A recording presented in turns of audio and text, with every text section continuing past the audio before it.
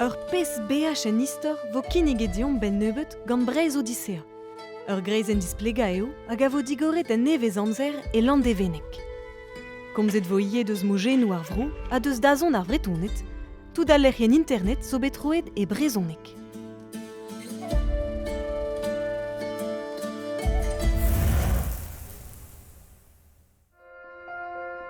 A galon, dibunadek diveza ar broder Pascal Jaouen a zaio var eleve ben nebeut. Am zo ar mod vigoden, ya. Am zo ar mod glazik. Am zo ar mod uelgoat. Bleunioù metal, ar perles koat. Krouet en deus eskol vrodi e kemper tost tregont vlaso, ar bloa paset e oa bet lakiet e plas kentelioù e brezonek enno.